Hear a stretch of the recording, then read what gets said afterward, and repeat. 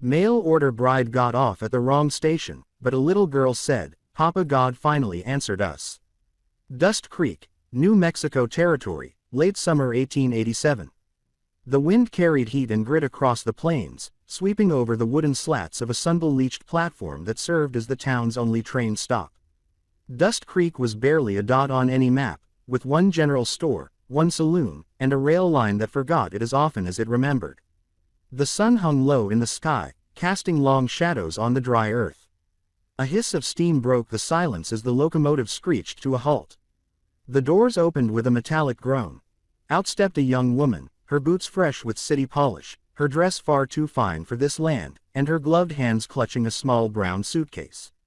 Amanda Whitmore blinked against the sun, then looked around. There was no one waiting for her. She stepped cautiously onto the platform, the edge of her skirts catching the dust. The letter she'd received months ago promised a man named Walter would meet her here in the town of Creekstone. But the worn envelope in her bag now seemed more confusing than comforting. The handwriting was smudged, the ink bled by time and weather, and the map she used had a tear right where the town name should have been. She walked to the edge of the platform, scanning for anyone with a welcoming sign, a carriage, anything at all. But the few locals who lingered in the station were either unloading cargo or too busy to notice her. Amanda's brows furrowed. Was this the right place? Suddenly, a small gasp behind her. Tiny footsteps pounded the wooden floor, and then two arms wrapped tightly around her waist. Amanda looked down to find a little girl with wild honey blonde curls, tears streaking her cheeks. Mama, God finally answered us. Amanda froze, stunned. The child clung to her desperately, her face buried in Amanda's skirt, her tiny hands gripping as if she would vanish if let go. Before Amanda could speak, a man's voice called out sharply, Olivia. A tall figure strode across the platform, dusty boots, worn jeans, broad shoulders beneath a faded blue shirt. His face was sun-weathered, his jaw tight with concern. He approached fast, then slowed when he saw Amanda. I am sorry, ma'am, he said, kneeling to gently pull the girl away. She gets confused sometimes. The girl, Olivia, looked up at him, confused and still sniffling. She looks like Mama, she whispered. The man gave Amanda an apologetic glance, standing now, towering over both of them. I hope she didn't scare you, he said. Amanda shook her head slowly, still stunned. No, just surprised. I am Randy Cooper. This is my daughter, Olivia. Amanda hesitated. Amanda Whitmore. I think I got off at the wrong station. Randy tilted his head. Where were you headed? Creekstone, she said, pulling the worn letter from her handbag. Randy took a quick glance at the envelope and raised an eyebrow. There's no town called Creekstone around here, ma'am. Closest would be Dusk Creek. That's this place. Amanda stared out at the wide, empty plains. So I am nowhere near where I am supposed to be. No, he said, scratching the back of his neck. But trains do not stop often around here. You might be stuck for the night. Amanda exhaled. Figures. She tried to compose herself, but the weight of a journey gone wrong, the silence of an empty platform, and the warmth of a child's mistaken embrace, all pressed into her chest at once. Randy shifted uncomfortably. Look, I have a wagon. We are about half a mile from here. You are welcome to stay the night. It is not much, but it is dry.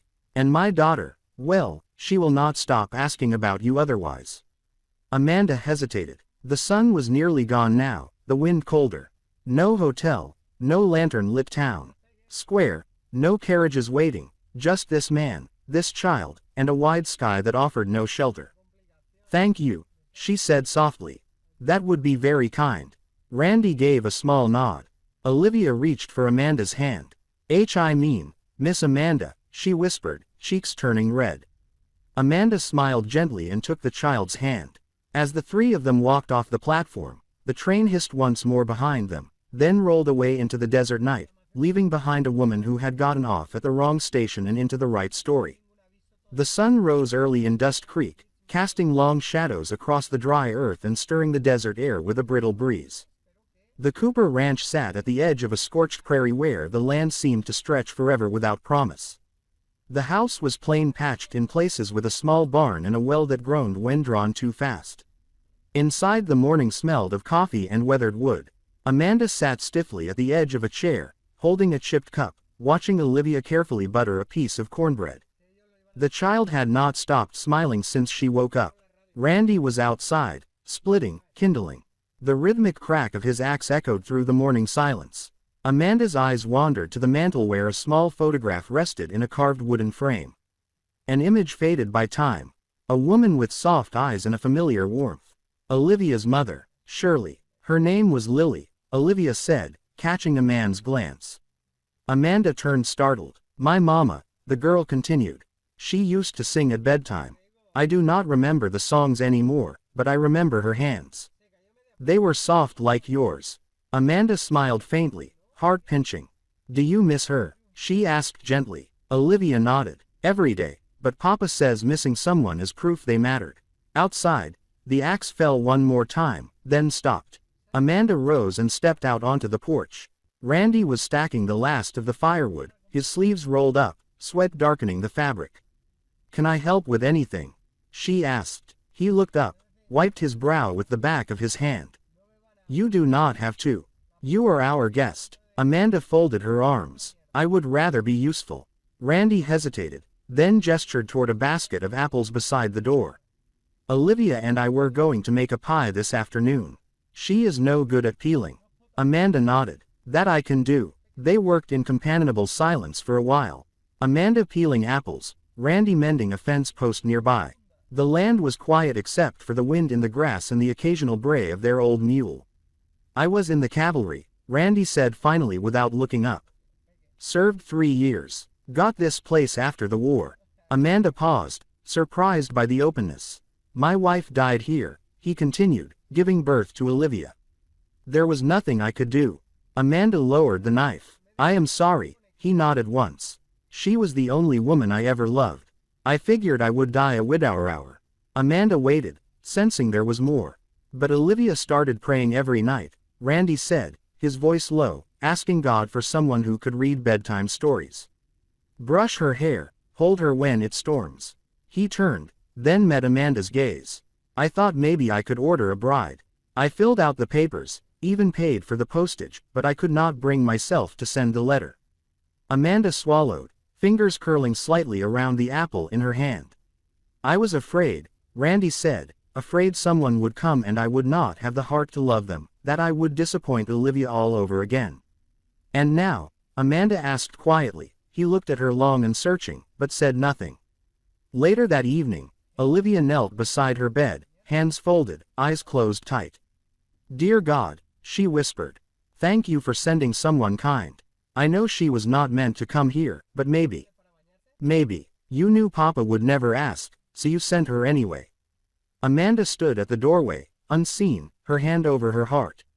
Outside, Randy watched the sky shift from amber to navy, listening to the wind move through the prairie, wondering how a stranger could feel like someone he had known forever.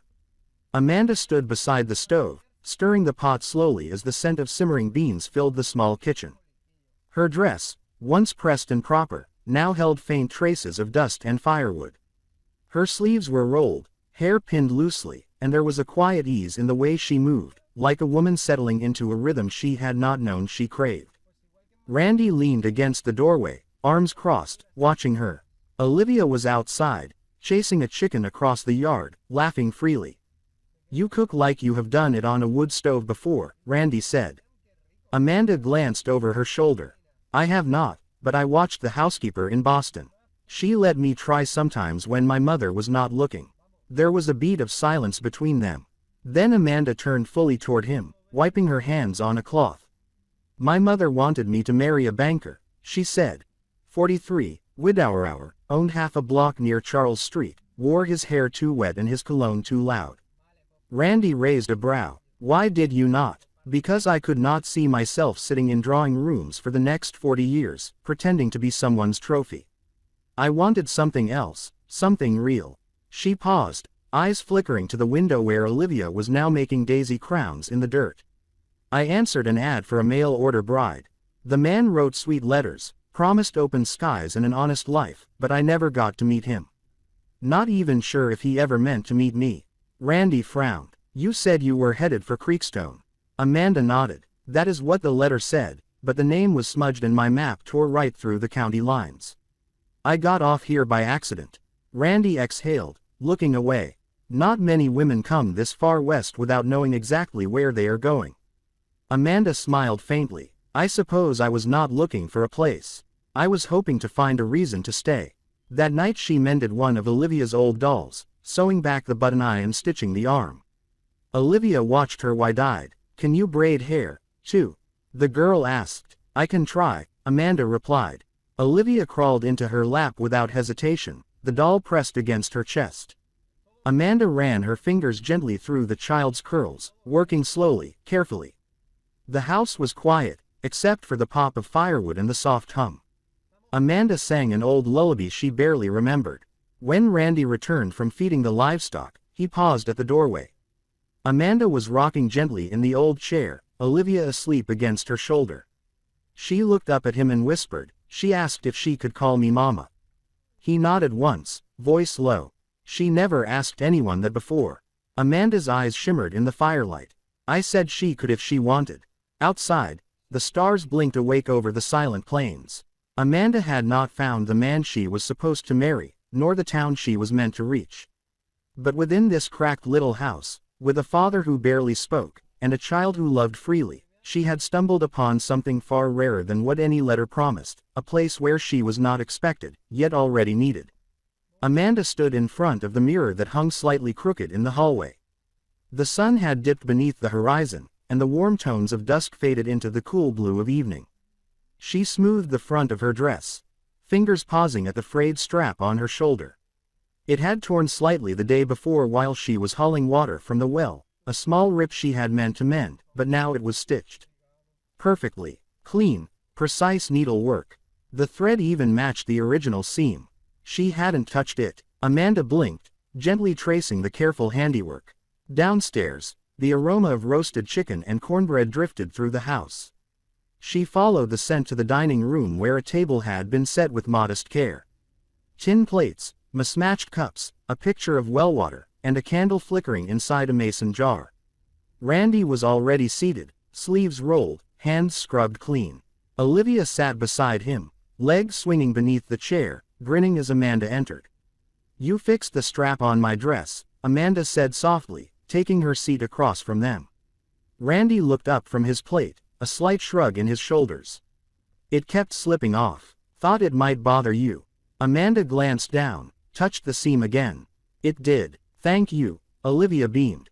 Papa can fix almost anything. He used to fix Mama's stuff all the time.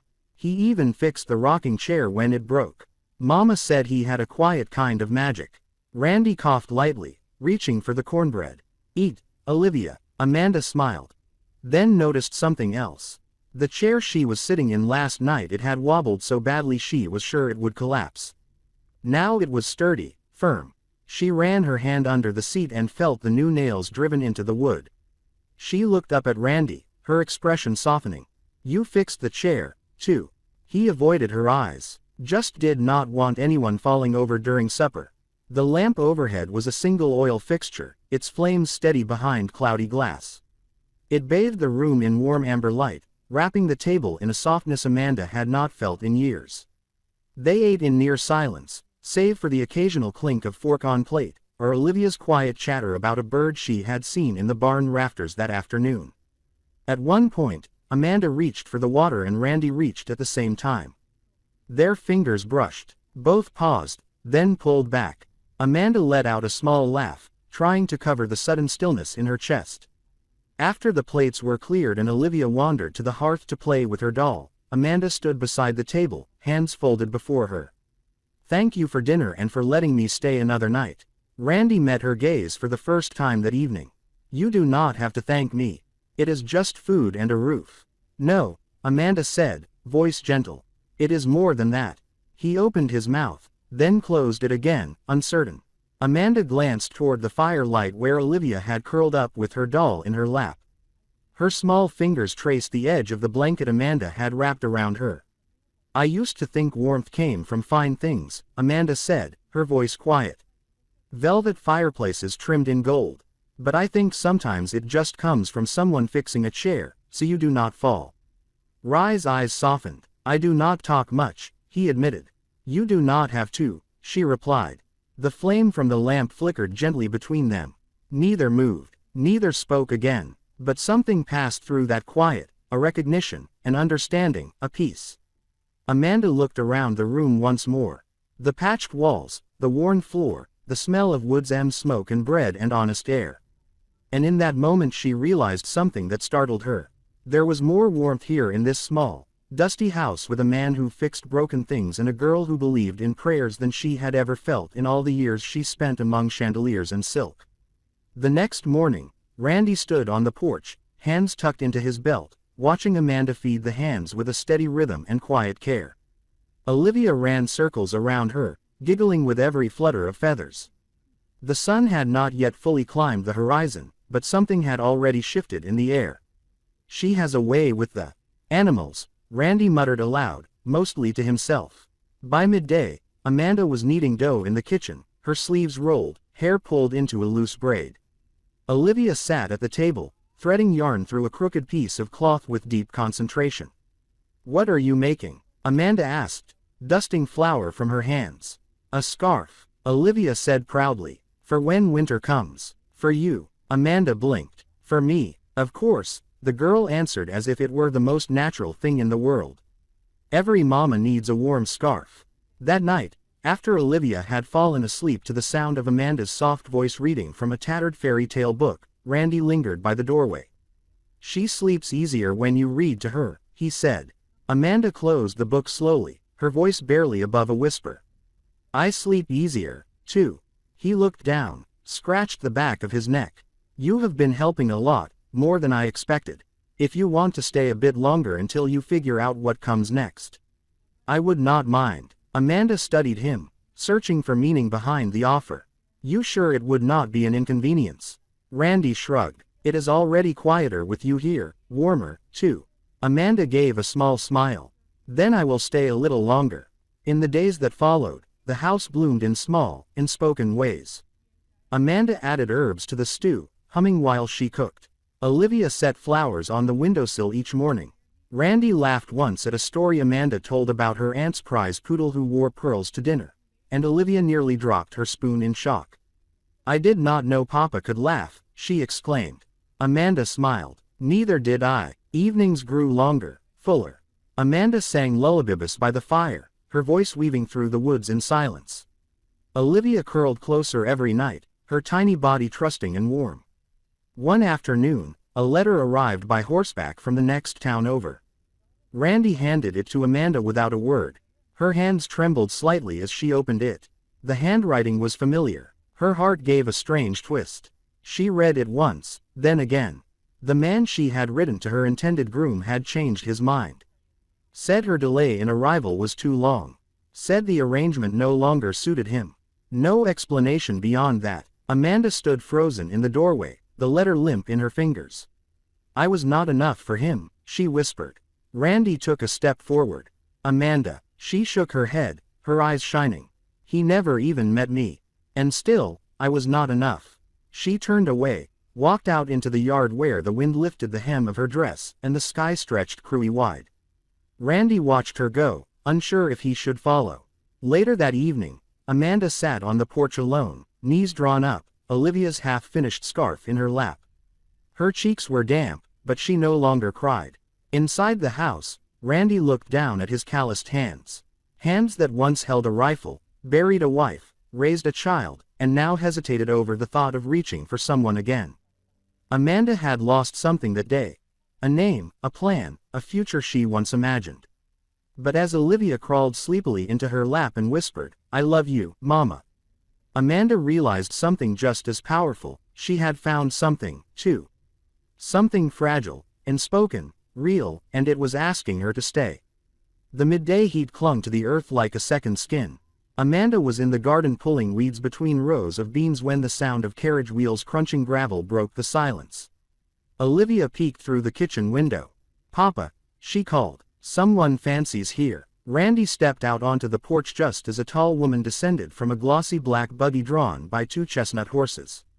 She was dressed in a plum traveling coat, her gloves tight and spotless, her hat a tower of feathers and lace. Her gaze, swept across the humble house and dry land with barely concealed distaste. "You must be Randall Cooper," she said, her voice clipped, polished.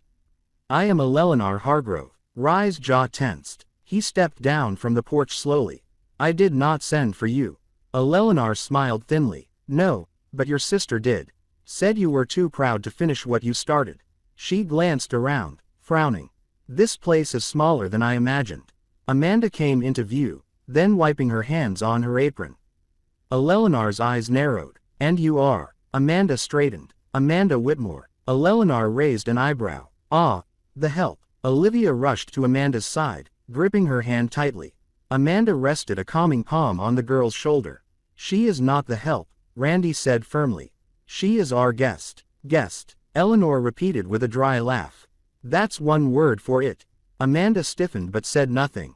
Her eyes met Rye's briefly, then dropped to the ground.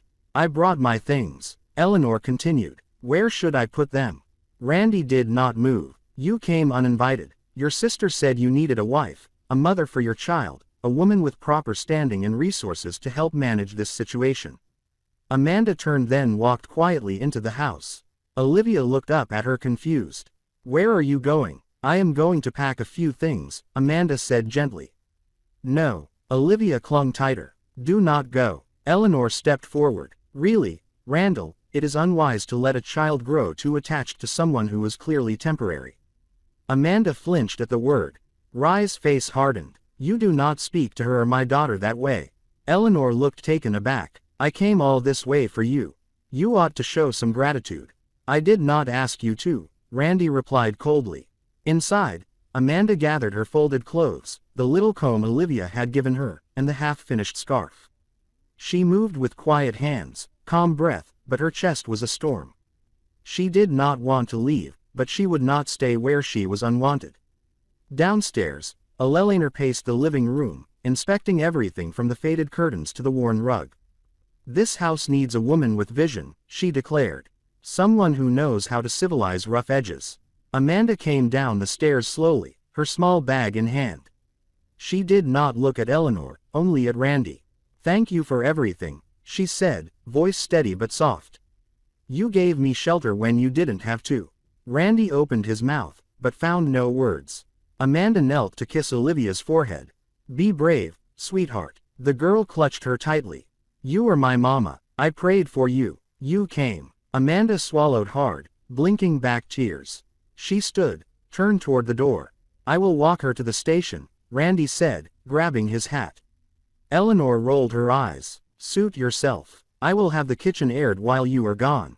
As Amanda stepped out into the dry golden light, her heart felt heavier than her bag. She had not expected much when she came west, not love, not belonging, and yet she had found both. And now she was leaving them behind for the sake of pride, for the sake of not breaking apart what she had no right to keep. Behind her, the house stood silent, and in the window, a little girl pressed her palm to the glass, watching her family walk away. Olivia's fever began that night. It started with quiet sniffles under the blanket, then escalated into tears that would not stop. By morning, her cheeks were flushed, and her little body burned with heat. She would not eat, would not drink, would not speak, only curl into the corner of her bed, clutching the half-finished scarf Amanda had left behind. "She is just tired," Eleanor said from the doorway, arms crossed, clearly uninterested. Randy sat beside his daughter, holding her hand. "She has not slept since Amanda left." "I do not see why a child should be so attached to a stranger," Eleanor muttered. "She is not a stranger to her," Randy said, his voice low. "She is gone," Eleanor replied sharply. "It is time to think about what is best for this family." "You are not part of this family," Randy interrupted, rising slowly. "And you never will be." Eleanor stiffened. "Excuse me." Randy stepped closer, his face unreadable, but his voice like stone. "You came here for convenience, for control, for my land. You never once asked what Olivia liked or how she felt. You looked at Amanda and saw competition. But I saw a mother, a woman who brought warmth into this house, a woman Olivia chose." Eleanor scoffed. "You cannot possibly mean." "Amen," he said, grabbing his hat and coat. "You need to leave." She gaped. You would throw away a proper match for a woman who came by accident. Randy turned at the door. Amanda might have arrived by mistake, but she is the only thing that has felt right in years. He saddled his horse faster than he had in months. Olivia's shallow breathing haunted him with every gallop. The scarf was tucked in his coat, along with a sprig of wildflower Olivia had picked the week before and left pressed in a book. By the time he reached the station, the final train of the week was already blowing its whistle. Smoke curled against the sky like a warning. Amanda stood at the edge of the platform, suitcase in hand, her hat pulled low. She was staring out at the tracks, expression unreadable. Randy dismounted, heart pounding. "Amanda," he called. She turned, startled. He strode to her, words spilling as they came. "You were not supposed to be here. I know that. I know you got off at the wrong station and ended up in a mess that was never yours to fix." Amanda opened her mouth, but he held up his hand. "I just need to say this." He reached into his coat, pulled out the scarf and flower, and held them out. "She made this for you. Kept it when you left. Slept with it under her pillow. Got sick crying for you. That little girl believes you were sent by God himself." Amanda stared at the items, her hands trembling. "And maybe," Randy continued, "he did send you. Or maybe you just got lucky. But I know this. I cannot let you leave. Not because Olivia needs you, though she does, but because I do." Amanda's eyes filled with tears. "You are not someone I invited," he said, softer now. "But you are someone I have been waiting for all the same." The train screamed, wheels grinding on metal. Amanda looked at it, then back at him, and she stepped away from the edge. Wordlessly, she reached for the scarf, pressing it to her chest. Randy let out a long breath, his shoulders dropping, his heart finally exhaling. The train pulled away, fading into the golden dust. Amanda turned to him. "I did not think I belonged anywhere." He smiled, eyes misted. "You do now." The sky was wide and forgiving, painted in the soft blues and golds of a late spring afternoon. Birds chirped from the trees. Wild flowers nodded in the breeze. And under the sprawling branches of the old oak at the edge of the Cooperland, 3 people stood quietly, each of them once broken in their own way, now bound together by something mended and whole. Amanda stood in a dress made from repurposed linens, its seams slightly uneven, hem a touch too short on one side. Olivia had sewn every stitch by hand. The little girl had insisted on it. "It is not perfect," Amanda had whispered when she tried it on. "It is," Randy had said, his voice thick, "because it is yours." There was no preacher, no crowd, no rings passed down from generations. Just Randy, Amanda, and Olivia under a tree that had seen more seasons than any of them could count. Randy took Amanda's hands in his callous and strong. "I cannot fix the world," he said, his voice carrying only for her. "But I can fix what is mine. I can fix chairs and fences and broken doors. And if you let me, I will fix every part of your heart that was ever told it was not enough." Amanda blinked back tears. "I do," she whispered. Olivia beamed from where she stood barefoot in the grass holding a basket of wild flowers. With a joyful spin, she scattered petals in the air, laughing as they fluttered to the earth. Then she stepped forward, small fingers slipping into both their hands. "You are mine now," she said seriously. "Both of you." They laughed, and Amanda knelt to embrace her. Randy wrapped his arms around them both. For a long moment, they stayed that way, beneath the old oak's generous shade, the wind threading through their hair. Amanda looked up at Randy. "You never did get a proper wedding." I got the only one I ever wanted," he said. Olivia tugged on Amanda's sleeve. "Mama." Amanda looked down. The little girl smiled, eyes shining with the kind of knowing only children have. "God did not answer me late," she said. "He answered when it was just right." Amanda's throat caught. She kissed Olivia's forehead and held her close. Above them the sun filtered through green leaves, casting dappled light over the earth, over the girl who prayed, the man who dared to hope again, and the woman who once got off at the wrong station only to find the place she was always meant to be. If this story touched your heart the way it touched ours, don't forget to hit that like button and subscribe to Wild West Love Stories for more unforgettable tales from the frontier. Because sometimes love doesn't arrive on schedule. It shows up dusty, uninvited, on the wrong platform, but exactly when it's needed most. Tap the bell so you never miss a story where bullets missed but hearts didn't. This is Wild West love stories, where every goodbye might just be a